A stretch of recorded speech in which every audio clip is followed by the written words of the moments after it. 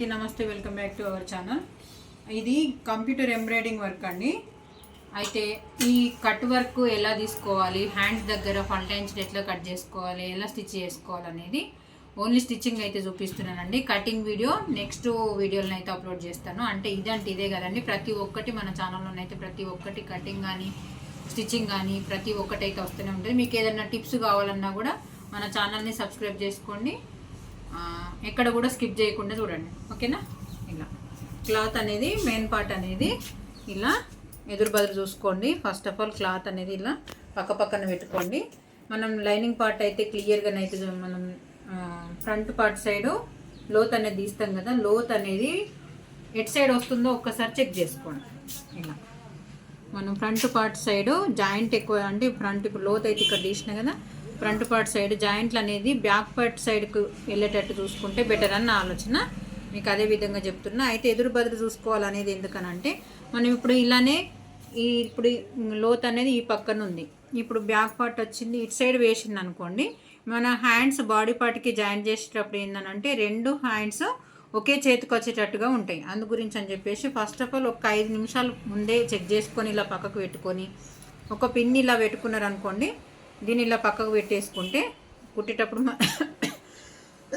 మళ్ళీ చూసుకోవచ్చు. కుట్టేటప్పుడు ఇలానైతే పక్కకు పెట్టుకోండి. ఎదురు బదురు చూసుకొని ఫ్రంట్ పార్ట్ ఇలా కరెక్ట్గా మనకు సెంటర్ చూసుకోవాలి. దీనికి సెంటర్ అంటే ఇక్కడ చిన్న కచ్చక లైనింగ్ పార్ట్కి ఇక్కడ పైనకి ఇక్కడ ఆటోమేటిక్గా ఉంటుంది కదా, దీంట్లో కూడా మనం ఒక్కసారి ఇలా సెంటర్ పాయింట్ చూసుకోవాలి. ఇలా చూసుకుంటప్పుడు చిన్నగా ఒక మార్కింగ్ ఇలా సేమ్ యాస్టీస్గా ఇక్కడనైతే ఫ్రంట్ చూసుకున్నాం కదా, పైనకి చూసుకున్నప్పుడు కింది సైడ్ కూడా అంటే మనకు పైనకి మనం హ్యాండ్ అయితే జాయింట్ చేస్తాం కదా షోల్డర్ దగ్గర, ఇక్కడ కూడా ఒక చిన్న మార్కింగ్ అంటే మనకు సెంటర్ ఇక్కడ వరకు వచ్చింది అని తెలుసుకోవడం కోసము.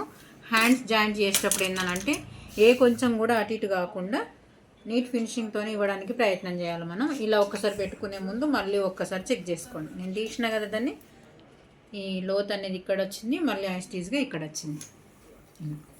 ఇలా పెట్టేసుకొని సెంటర్ పాయింట్ ఇక్కడ సెంటర్ ఇక్కడ సెంటర్ ఇలా తీసుకొని ఇలా చూసుకున్న తర్వాత ఒక పిన్ అయితే బిగినర్స్కి అయితే కంపల్సరీ పిన్స్ అయితే అవసరం అండి, కంపల్సరీ యూజ్ చేసుకోండి. ఎందుకంటే కొంచెం కూడా అటు ఇటుగా జరగకుండా ఉండడం కోసం ఇలానైతే పెట్టుకుని ఎంత పర్ఫెక్ట్గా స్టిచ్ చేసిన వాళ్ళకైనా కానీ కొన్ని జారుడు క్లాత్లు అయితే వస్తాయి కదా, జారుడు క్లాత్లకు అయితే కొంచెం ఇబ్బంది అవుతుంది. అందు గురించి అని ముందే మనం ఇలా జాగ్రత్తగా ముందు ఇలా స్టిచ్ పెట్టుకున్నాం అనుకోండి పర్ఫెక్ట్గా వస్తుంది. కట్ వర్కే కాదండి, ఏ వర్క్ అయినా కానీ ఇలా కంపల్సరీగా పెట్టుకోవాలి. స్టార్ట్ చేయండి. ఒక్క కుట్టు అయితే దూరం నుంచి పెట్టుకురండి.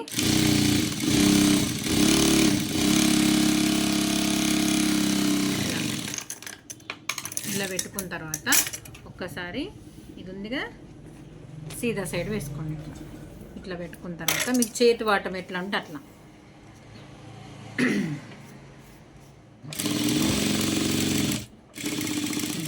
కర్వ్ అనేది మంచి నీట్ ఫినిషింగ్గా ఇవ్వడానికి ప్రయత్నం చేయాలండి. కొంచెం తేడా కూడా రావద్దు. మన దగ్గరకు వచ్చింది కస్టమర్ బ్లౌజ్ పట్టుకొని వచ్చిందని అంటే మన దగ్గరకు వచ్చినప్పుడు కస్టమర్ మర్చిపోకుండా ఉండాలండి. వచ్చినాక మనం ఇచ్చినామా అన్నట్టు కాకుండా వాళ్ళకు మైండ్లో ఫిక్స్ అయ్యేటట్టు ఉండాలి. మళ్ళీ వచ్చేటట్టు అయితే చూసుకోవాలి. అంటే మనం చిన్న మిస్టేక్స్ చేయకుండా కొంచెం టైం అనేది ఎక్కువ తీసుకొని మరీ శ్రద్ధ కొద్దీ స్టిచ్ చేసినట్టయితే మనకు వచ్చే కస్టమర్ ఎక్కడికి వెళ్ళరండి. నీట్ ఫినిషింగ్తో ఇవ్వడానికి ప్రయత్నం చేయాలి.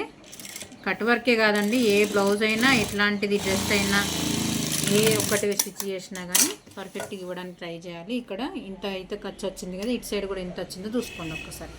ఇలా ఈక్వల్గా వచ్చింది. ఇప్పుడు దీన్ని కట్ చేయాలి.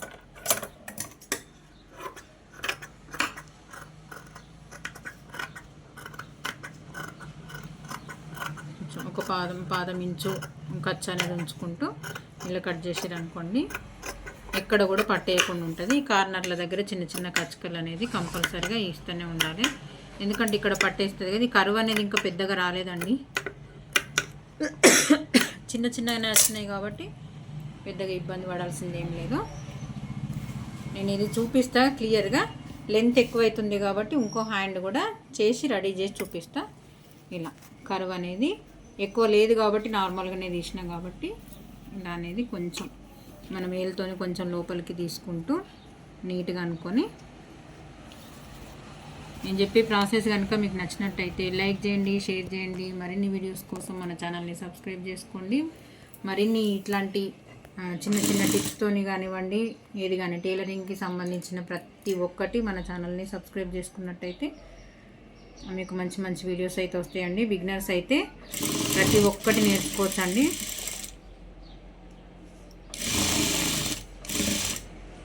ఇలా కొంచెం కరువు అనేది బయటకు తీసుకుంటూ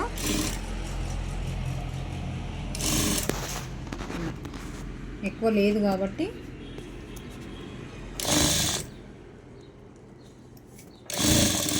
కరువు ఎక్కువ ఉన్నట్టయితే మంచి రౌండ్ కరువులో ఎట్లయితే ఉంటుందో అట్లే వస్తుందండి. ఇది తక్కువ ఉంది కాబట్టి మనకు షేప్ అనేది తక్కువనే కనిపిస్తుంది. ఇలా వేసుకున్న తర్వాత మనకి ఇక్కడ కరెక్ట్గా మనకు ఇక్కడికి వచ్చేసరికి ఈ కచ్చికకుని మార్కింగ్కి క్లియర్గా కరెక్ట్గా వచ్చిందా లేదా ఒక్కసారి చెక్ చేసుకొని క్లాత్ అనేది అడ్జస్ట్ చేసుకుంటూ ఇలా స్టిచ్ అయితే వేసుకురావాలి. ఇదేంటి దూరపు కుట్టు, పెద్ద కుట్టు పెట్టుకొని రావాలి. ఇలా సెంటర్గా వచ్చిందా రాలేదా మళ్ళీ ఒకసారి చెక్ చేసుకోవాలి. కుట్టేటప్పుడు కూడా ఇలా కుట్టినట్టయితే ఎటువంటి మిస్టేక్స్ లేకుండా మంచి క్లియర్గా నీట్ ఫినిషింగ్తోనైతే ఉంటుందండి. ఖర్చు కూడా తీసేసి చూపిస్తాను మీకు.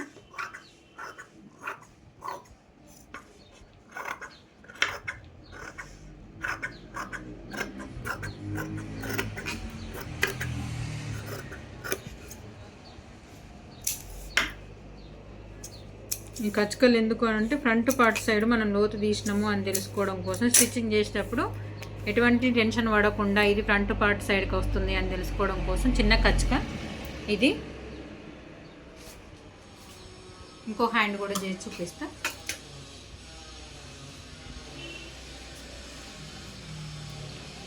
స్టాప్ చేసి ముందు కుట్టింది ఇది, నేను తర్వాత కుట్టినా అండి. చూడండి కచ్చకలు అనేవి ఇప్పుడు ఇటు సైడ్ ఇట్లా చూస్తే ఎదురు బదురు ఉండాలి, లేదంటే ఇట్లా చూసుకున్నాను అనుకోండి సేమ్ పక్కన ఇటు సైడ్. అంటే మనం ఫ్రంట్ వేసుకుంటే ఇప్పుడు బ్లౌజ్ వేసుకున్న తర్వాత ఫ్రంట్ సైడ్ సేమ్ రావాలి కదా.